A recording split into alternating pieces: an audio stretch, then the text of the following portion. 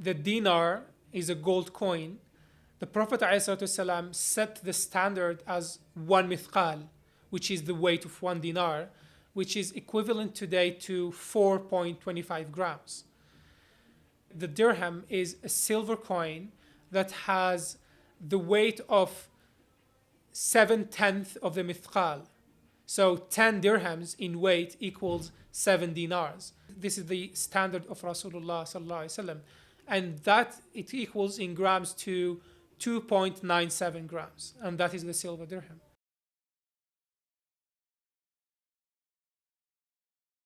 The dinar and the dirham, the gold dinar and the silver dirham, are called the Shariah currencies because they pertain to important matters in the Sharia. Most importantly, the zakat. The Prophet ﷺ set the nisab of zakat in gold and in silver when it comes to wealth. He set it for gold at 20 dinars and for silver, like in silver, at 200 dirhams. So it must be coins minted, because that's what dinar means and that's what dirham means, a minted coin of gold and a minted coin of silver. The second element in why they are the Sharia currencies is when we look at the ayat in Surah An-Nisa where Allah subhanahu wa ta'ala says وَأَطِيعُوا اللَّهَ وَأَطِيعُوا الرَّسُولَ وَأُولِي الْأَمْرِ مِنْكُمْ, and obey Allah and obey the messenger and those in authority among you. When we look at the tafsir of Al-Qurtubi, we find that he says the sultan, or the one in authority, have 7 obligations. The first of which is to mint the gold dinar and the silver dirham. So they are an obligation of the ruler to mint them. And another element why they are the Sharia currencies, because they pertain to some hudud. But one important to note is, even though they're called the Sharia currencies, the people are not obliged to use them. The people have what Allah subhanahu wa ta'ala has told us, tijaratan an taradin minkum. They have to have mutual consent when they trade. So that's an important element, but they cannot use anything. They have to use a commodity as a means of payment.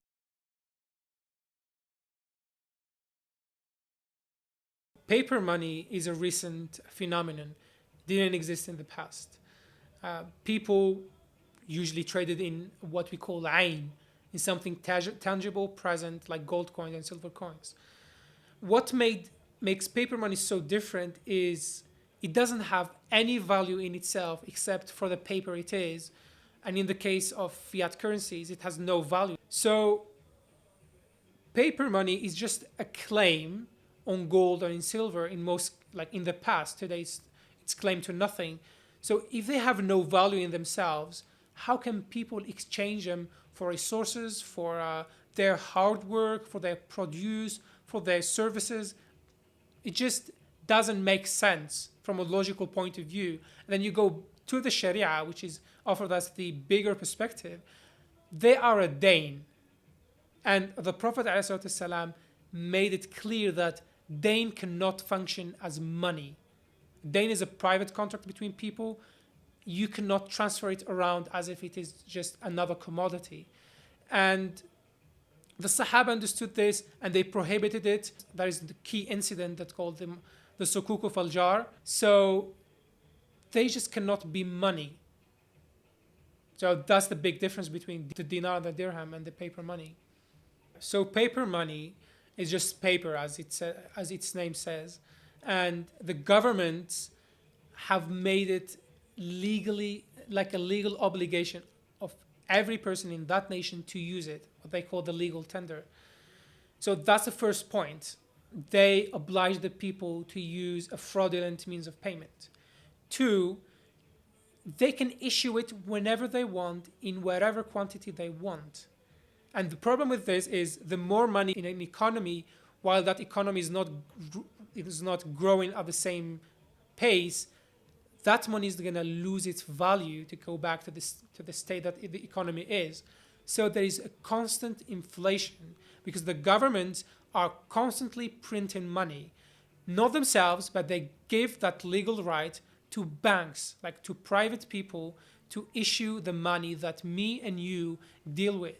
There are people who can just, with a press of a button, issue millions and millions of dollars. And the problem with this is the inflation seems like it's just rising prices. It's a continuous process of theft of all our wealth. And on top of that, there is a currency which is the mother of all currencies today, which is the dollar. That country is using it as the worst tool of war because they don't do it explicitly. They just come to you, they give you dollars that they have just printed. It costs them cents. And then in return, we give them our oil, our resources, our gold, our talents. How can that be just? So fiat currency and paper money is the backbone of the current system.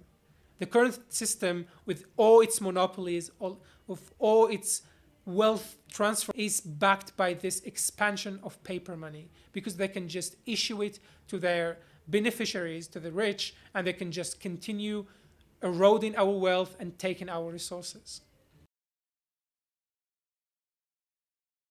Zakat needs to be paid in ayn. And ayn means something that is tangible, something that is present.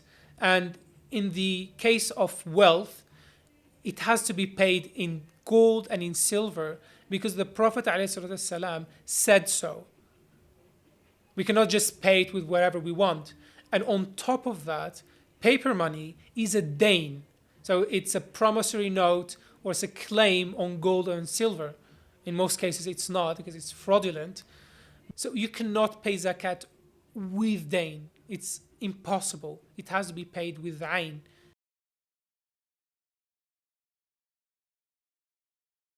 So the gold dinar and the silver dirham, they didn't sustain the trade by themselves, but they were part of an ecosystem of trade where they were one of the key elements of trade. And why they were important? Because they were widely accepted. You look at all the great civilization of the past, the Roman, the Pharisees, the Islamic civilization, they all had bimetallic currency. The gold coins and the silver coins being accepted by all the nations at that time, it made it easy for the merchants to use in this city, go to China, use them, or go to Morocco. It's the same metal that they're trading with. And second of all, there were small coins that had so much value. Like the gold dinar, for instance, is 4.25 grams. That's so light. So it's easier to transport and it has so much value. And more than that is people trusted them. If you let people choose at this today, as in any time in history, they would choose gold coins and silver coins because that's what the history has been telling us.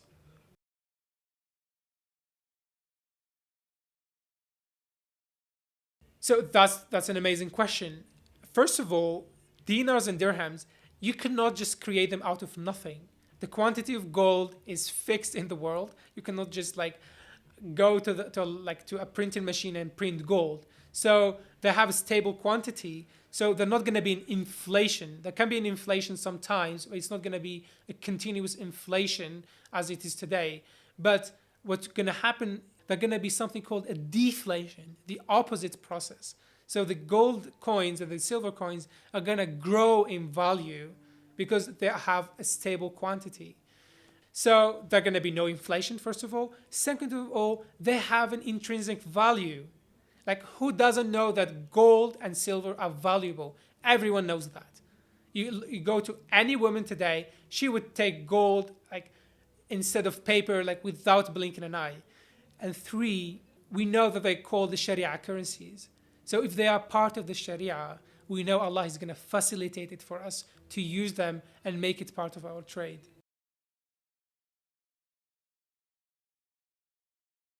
For the Muslims to be united, they have to bring back the economical ecosystem that they had in the past, which is a trading ecosystem. They were one trading bloc that represented the Muslims. So the gold dinar and the silver dirham is going to serve that purpose by giving the Muslims one currency to unite them. It's going to be one ummah, one currency. And that's going to help them feel that they belong to one deen, like they're one ummah, as I said, and it's going to facilitate for them to start trade, like a trade block, as Dr. Mahathir called it. And that trade block is the reviving of the Muslim ummah that the Prophet ﷺ came for. And with that, like with the gold dinar and the silver dirham, we will be able to eliminate our dependency on these fake fraudulent currencies that we have today, which the West is using to rob us on a daily basis. So that hopelessness that we're feeling today is going to go just by uniting ourselves with one currency. And if we have the gold dinar and the silver dirham, there's going to be no need for banking. We don't need credit anymore. We just use a tangible, a present currency that has value in itself to trade and build public markets and use that dinar and dirham in there. Inshallah.